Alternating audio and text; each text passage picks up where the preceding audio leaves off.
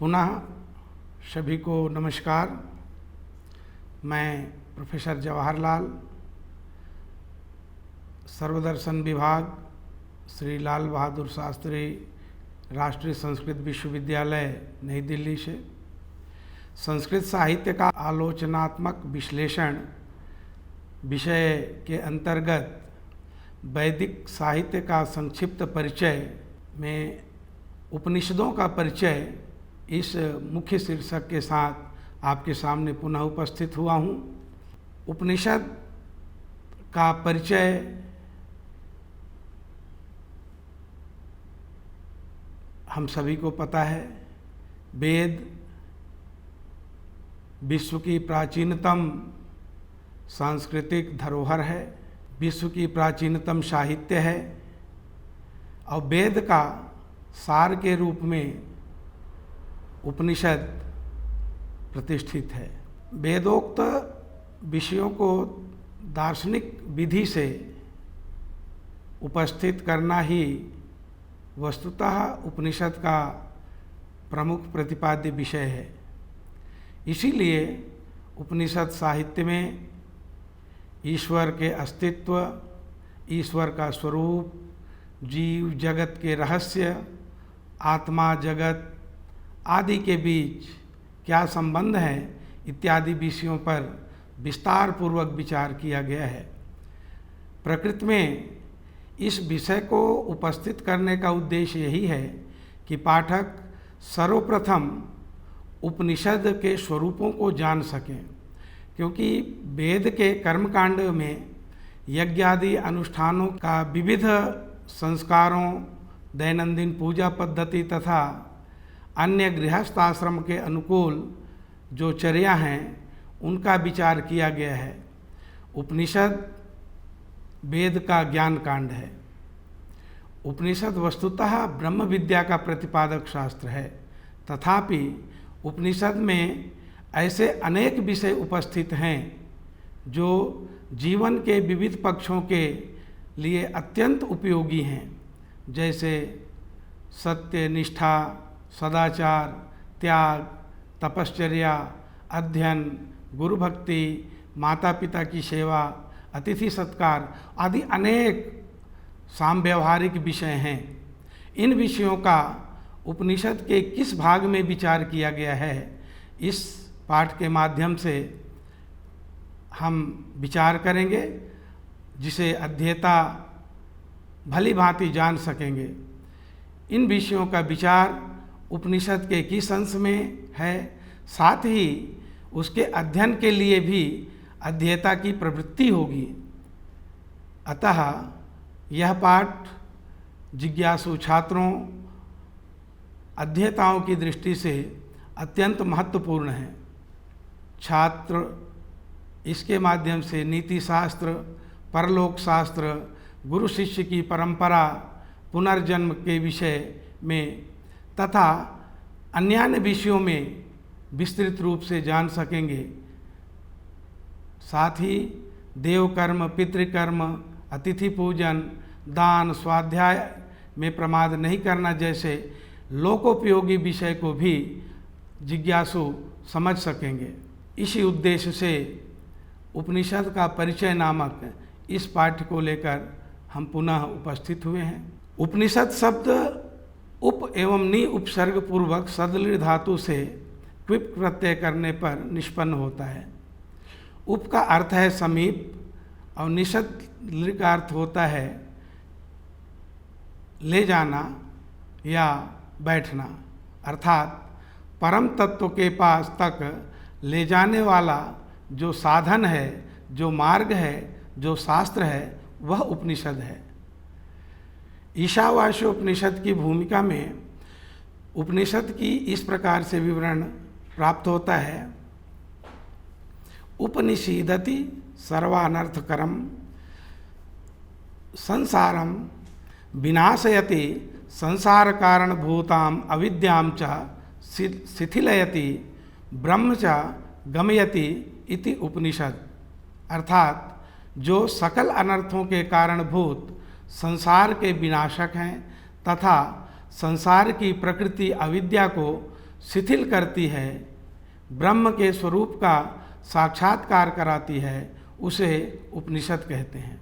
आचार्य शंकर ने भी उपनिषद शब्द की व्याख्या करते हुए स्पष्ट किया कि जो श्रद्धा भाव से, आत्मभाव से ब्रह्म विद्या को प्राप्त करते हैं, उसके जन्म मृत्यु जरा व्याधि का जो नाशक है तथा ब्रह्म विद्या का साक्षात्कार कराने वाला है एवं संसार के कारण भूत अविद्या का नाश कराने वाला है, वही शास्त्र उपनिषद शास्त्र है।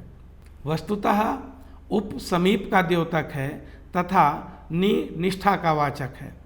सद ब्रह्म विद्या का बोधक शास्त्र है, क्योंकि ब्रह्म विद्या जगत की सत्यता रूप भ्रम का नाश करती है, तदनंतर जन्म मरण रूप संसार के कारणभूत अविद्या का नाश करती है, अंत में ब्रह्म का साक्षात कराती है। उपनिषद्यते प्राप्यते ब्रह्म विद्या अनया इति। अतः ब्रह्म विद्या के प्रकाशक उपनिषद शास्त्र वेद का चरम अर्थात संहिता, ब्राह्मण, आरण्यक और उपनिषद में अंतिम भाग होने के कारण उपनिषद को वेदांत शास्त्र भी कहते हैं। इस वेदांत शास्त्र का विकास आचार्य शंकर ने 3 प्रस्थानों में किया है। उपनिषद के संख्या के विषय में जब हम विचार करते हैं तो उपनिषदों की संख्या कितनी है, इस पर निश्चय पूर्वक कुछ भी कहना असंभव है, क्योंकि जिस प्रकार वेद की शाखाएं लुप्त होती गई हैं, उनके साथ ही उपनिषद भी प्रायः लुप्त होते गए हैं। परंतु कुछ प्रमाणभूत शास्त्रों के संगति के आधार पर 108 उपनिषद होने का साक्ष्य मिलता है। मुक्तिकोपनिषद में इन उपनिषदों का सविस्तार से उल्लेख किया गया है। ईश, केन, कठ, प्रश्न, मुंडक, मांडूक्य, तितिरः, ऐतरेयञ्च, छांदोग्यम, बृहदारण्यकम तथा इत्यादि रूप से 108 उपनिषदों का नामोल्लेख किया गया है। इसी प्रकार मुक्तिकोपनिषद में इन उपनिषदों के महत्व का भी प्रतिपादन किया गया है। वहाँ कहा गया है, सर्वेषां सर्वोपनिषदां मध्ये सारम अष्टोत्तरम शतम सकृत श्रवण मात्रेण सर्वाघौघ निकृंतनम। प्रत्येक वेद के अलग अलग उपनिषद हैं, जैसे ऋग्वेद के 10 उपनिषद, शुक्ल यजुर्वेद के 19 उपनिषद, कृष्ण यजुर्वेद के 32 उपनिषद, सामवेद के 16 उपनिषद, अथर्ववेद के 31 उपनिषद। यहाँ यह जानना आवश्यक है कि उपनिषद का प्रतिपाद्य विषय जो भी हो, प्रत्येक उपनिषद में आरंभ में ऋषि लोक कल्याणकारक मंत्र की उद्भावना के साथ उस उपनिषद के विषय तथा जन कल्याण की अपनी भावना को प्रकट करता है।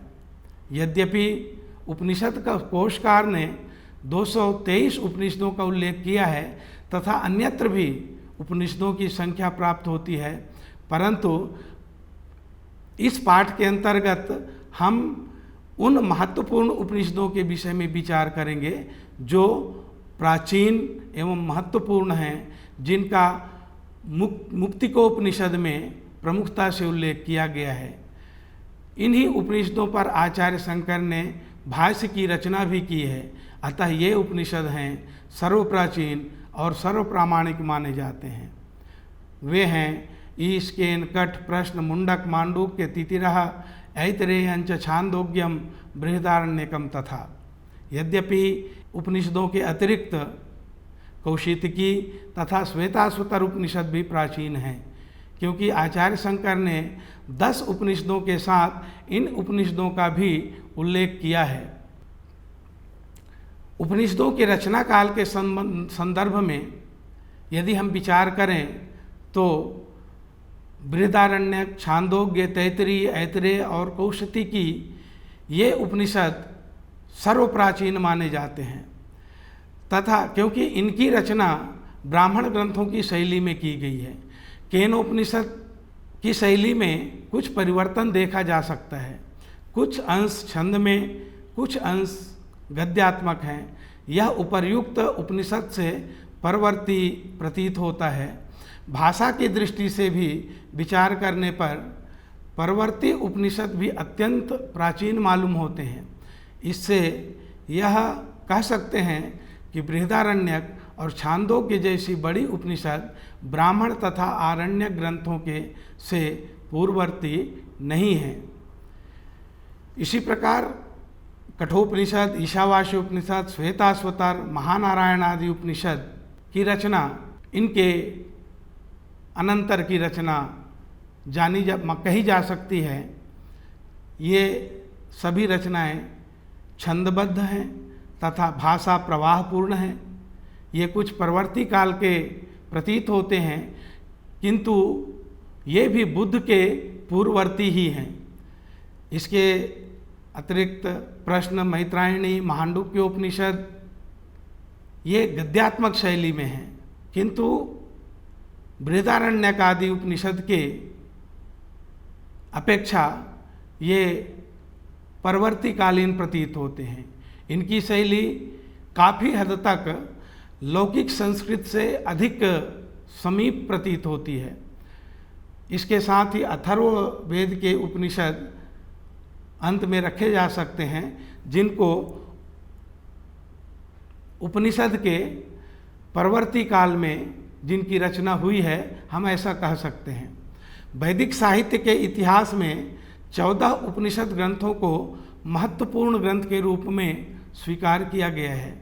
अतः इन 14 उपनिषदों का हम यहाँ संक्षेप में परिचय करने जा रहे हैं। इनमें प्रथम है ऐतरेय उपनिषद।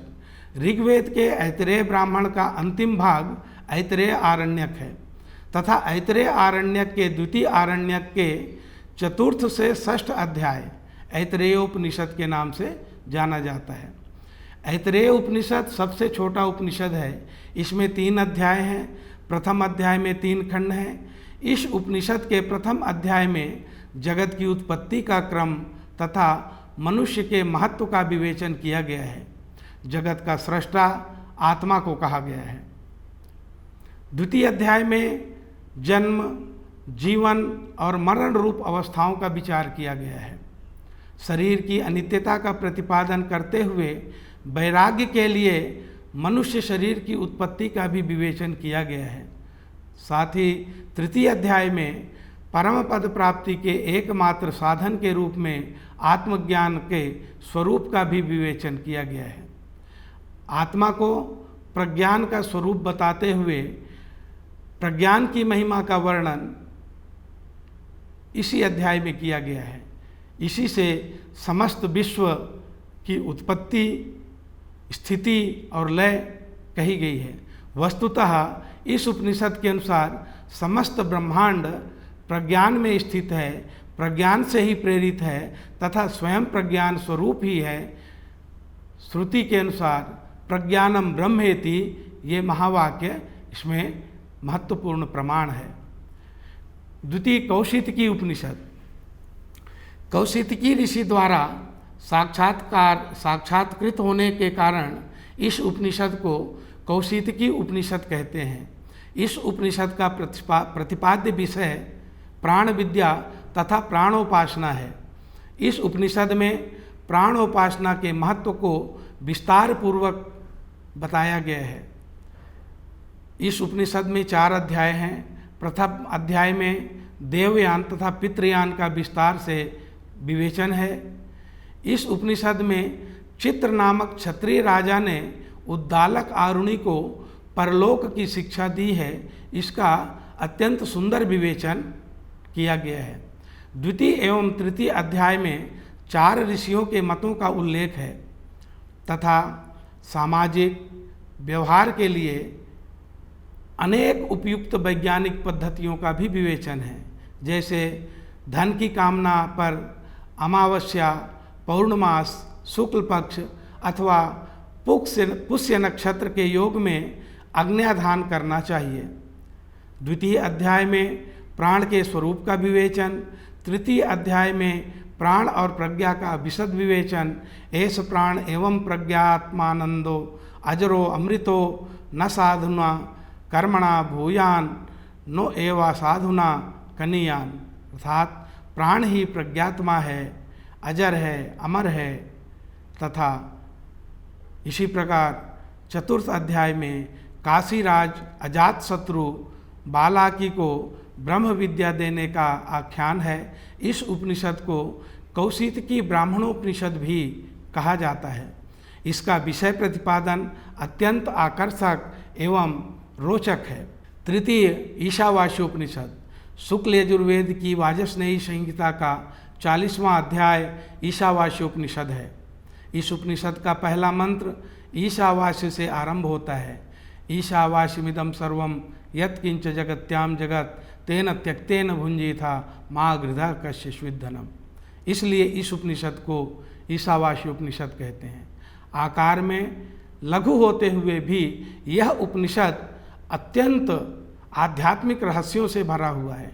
इस उपनिषद में वेदों के गूढ़तम तत्वों का विवेचन है। आत्मा के स्वरूप का जितना स्पष्ट विचार इस उपनिषद में है उतना अन्य उपनिषद में देखने को नहीं मिलता। आत्मकल्याण के लिए ज्ञान और कर्म दोनों के अनुष्ठान को आवश्यक बताया गया है। निष्काम कर्म करते हुए 100 वर्ष जीने की कामना भी इस उपनिषद में व्यक्त की गई है। इस उपनिषद में 18 मंत्र हैं। प्रथम मंत्र ईशावास्यमिदं सर्वं यत्किंच जगत्याम जगत तेन त्यक्तेन भुंजीथा मा गृधा कश्यश्विद्धनम है। इस उपनिषद में वीतराग स्थित प्रज्ञ के स्वरूप का अत्यंत स्फुट विवेचन है। यस्तु सर्वाणि भूतानि आत्मन्येवानुपश्यति सर्वभूतेषु चात्मानं ततो न विजुगुप्सते।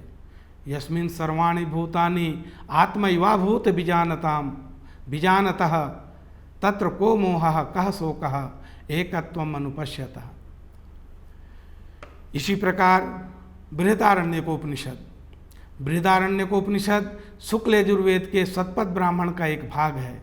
आकृति विस्तार की दृष्टि से यह बड़ा होने से तथा आरण्यक के अंदर समाविष्ट है, अतः इस उपनिषद का नाम बृहदारण्यक उपनिषद है। इसके 6 अध्याय 3 कांडों में विभक्त हैं।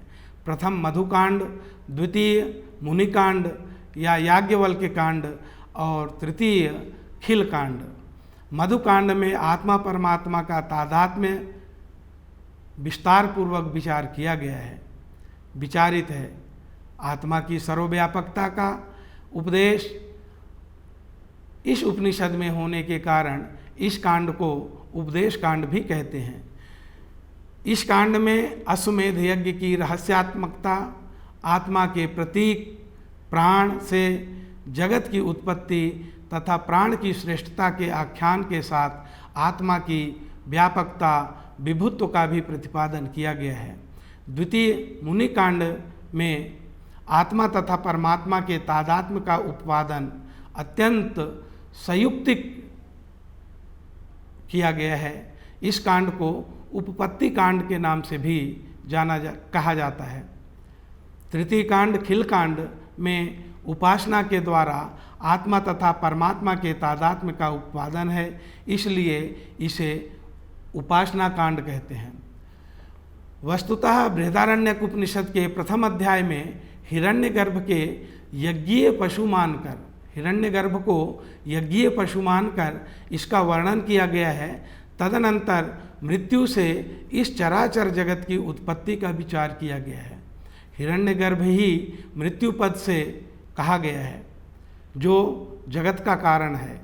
इसके अनंतर प्राणों की श्रेष्ठता का वर्णन प्राण को ही इंद्रियों में श्रेष्ठ बताया गया है तथा दृष्टांत के द्वारा धर्म एवं सत्य की एकात्मकता बताई गई है। द्वितीय अध्याय गर्ग तथा अजातशत्रु का संवाद, अजातशत्रु के द्वारा गर्ग को ब्रह्म का उपदेश देना, तदनंतर याज्ञवल्क्य मैत्रेयी संवाद। मैत्रेयी तथा कात्यायनी नामक याज्ञवल्क्य की 2 पत्नियां हैं, जिनमें मैत्रेयी को अमृतत्व के साधन ब्रह्म ज्ञान का उपदेश देना विचारित है। सवा अयम आत्मा सर्वेषां भूतानां अधिपतिः सर्वेषां भूतानां राजा तथा अस्मिन् आत्मनि सर्वाणि भूतानि सर्वे देवाः सर्वे प्राणाः सर्व एत आत्मनः समर्दितः। इसी प्रकार तृतीय अध्याय में राजा जनक के सभा में अश्वल, आर्तभाग, उपस्थचाक्रायण, गार्गी, उद्दालक, आरुणि आदि ऋषियों द्वारा विचारित प्रश्नों का समाधान महर्षि याज्ञवल्क्य के द्वारा किया गया है तथा चतुर्थ अध्याय में जनक तथा याज्ञवल्क्य की ब्रह्म विद्या विषयक विचार का विस्तार पूर्वक उल्लेख किया गया है। पंचम अध्याय में नीति शास्त्र, सृष्टि निर्माण शास्त्र, परलोक शास्त्र का अत्यंत व्यापक विवेचन है तथा गायत्री के स्वरूप का भी विचार किया गया है।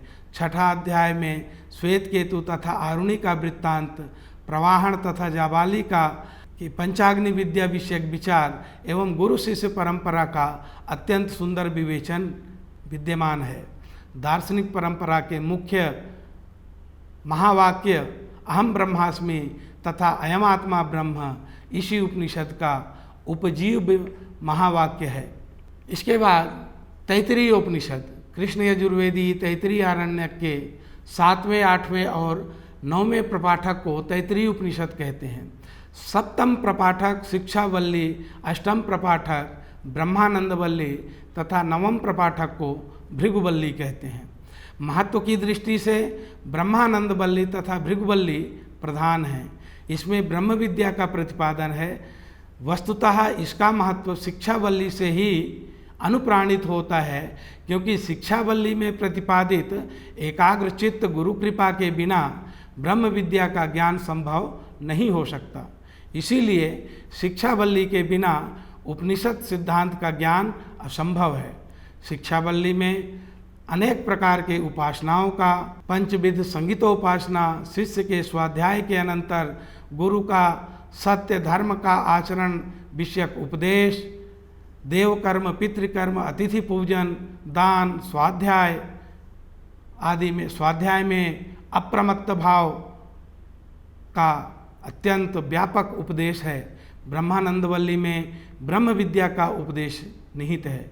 इस वल्ली का प्रारंभ ही ब्रह्म विदाप्नोति परमम इस वाक्य से हुई है।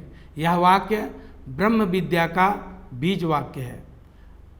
सत्यम ज्ञानम अनंतम ब्रह्म इत्यादि वाक्य के द्वारा आगे ब्रह्म के स्वरूप लक्षण का विचार किया गया है।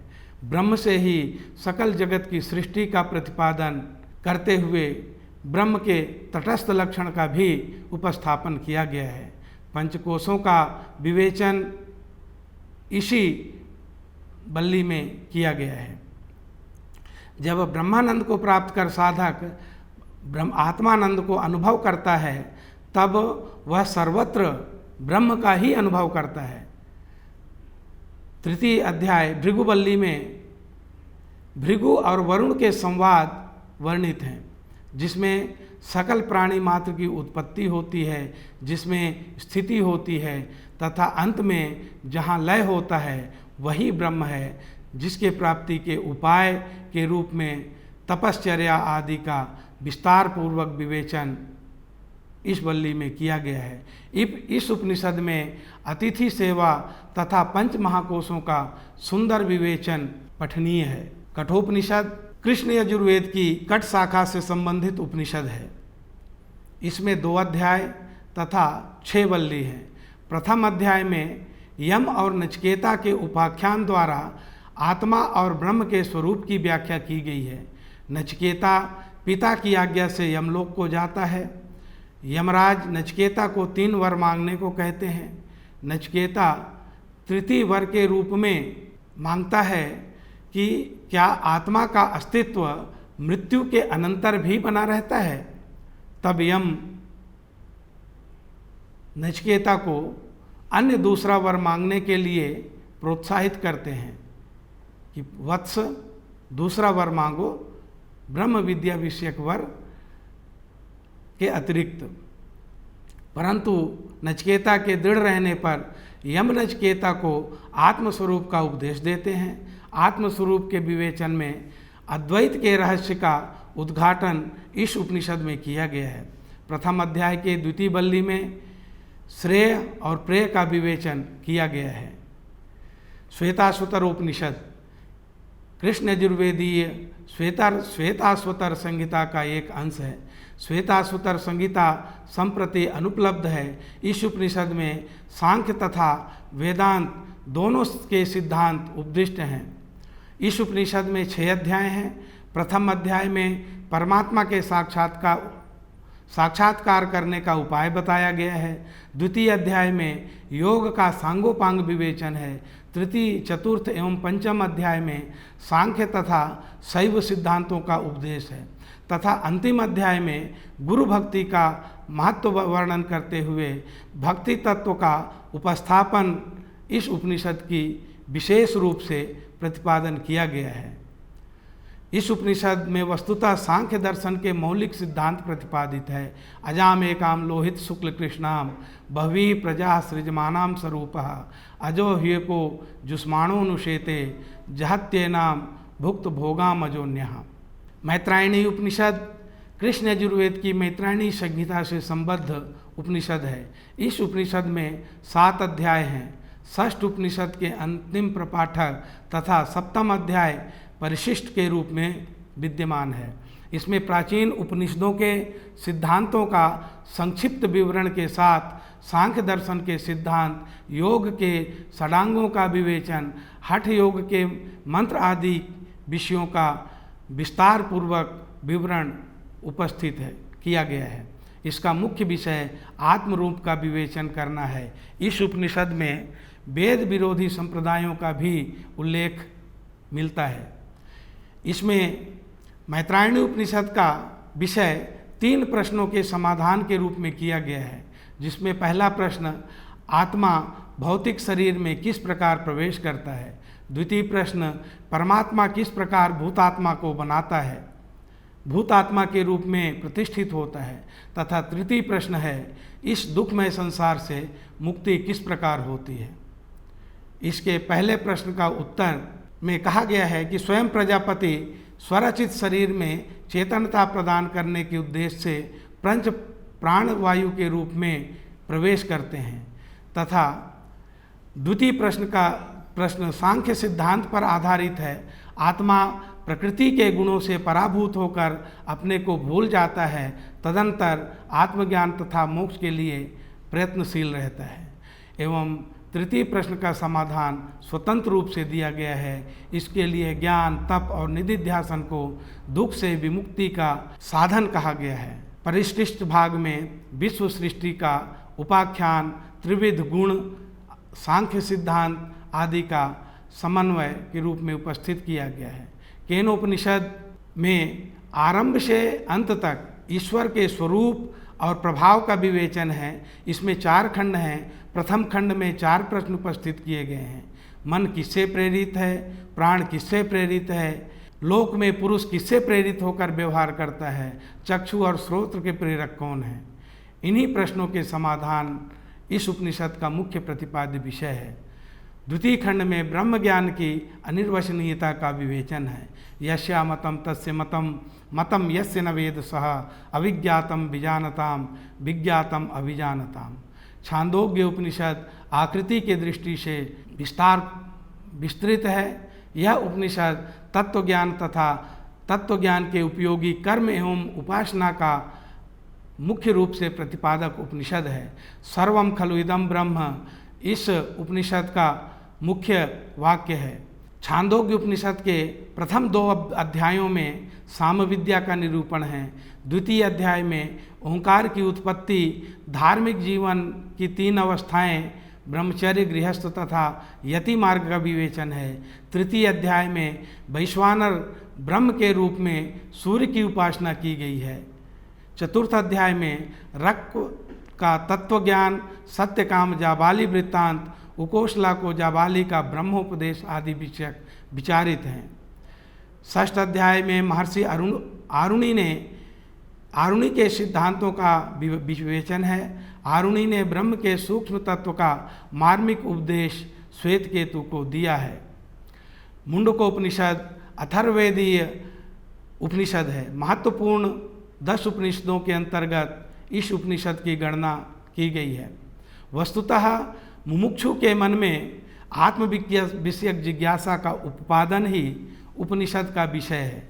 आत्मविषयक जिज्ञासा को उत्पन्न करने में मुंडकोपनिषद का सर्वोपरि उत्पादन है, सर्वोपरि वैशिष्ट्य है। इस उपनिषद में अक्षर विद्या का सविस्तार पूर्वक विवेचन किया गया है।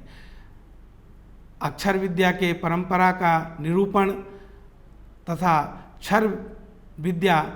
अक्षर विद्या ब्रह्म से अथर्वा को, अथर्वा ने अंगी को, अंगी ने भारद्वाज को इत्यादि क्रम से उपदेश किया गया है। कस्मिन्नु भगवो विज्ञाते सर्वमिदं विज्ञातम भवति इत्यादि। इसके समाधान में अंगिरा ऋषि ने संपूर्ण उपनिषद शास्त्र का विस्तार पूर्वक इस उपनिषद में वर्णन किया है। मांडुक्य उपनिषद, अथर्ववेदी मांडुक्य उपनिषद का ज्ञान प्रवाह अत्यंत गंभीर है। इस उपनिषद में प्रमेयों का विस्तार पूर्वक वर्णन है। आत्मा के चतुर्विध अवस्था का वर्णन भी इसी उपनिषद में है। यद्यपि प्रश्नोपनिषद में भी आत्मा के चतुर्विध अवस्था का विचार है, परंतु चतुर्थ अवस्था गर्भित होने से इस उपनिषद में सांगोपांग विचार किया गया है।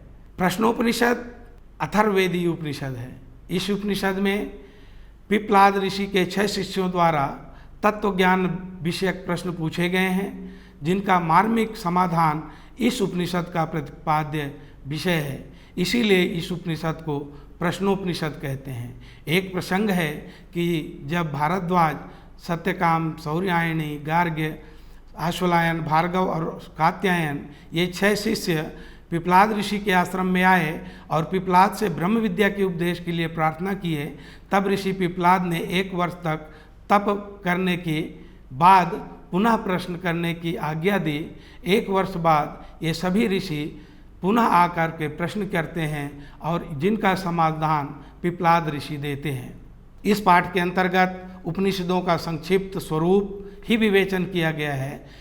इस अध्ययन से यह तो स्पष्ट हो गया कि उपनिषदों का प्रतिपाद्य विषय वस्तुतः ब्रह्म विद्या तथा ब्रह्म विद्या के उपकारक अन्य विद्याएं हैं, जिनका अध्ययन के प्रवृत्ति का सृजन करना ही इस उपनिषद परिचय नामक पाठ का उद्देश्य है। अतः इस पाठ के अध्ययन से हम सभी न केवल उपनिषदीय विषयों के अध्ययन में प्रवृत्त होंगे, अपितु आचरण में भी हमारी प्रवृत्ति होगी, ऐसा मुझे पूरा विश्वास है। इन्हीं शब्दों के साथ सभी को नमस्कार करते हुए सभी का धन्यवाद। नमस्कार।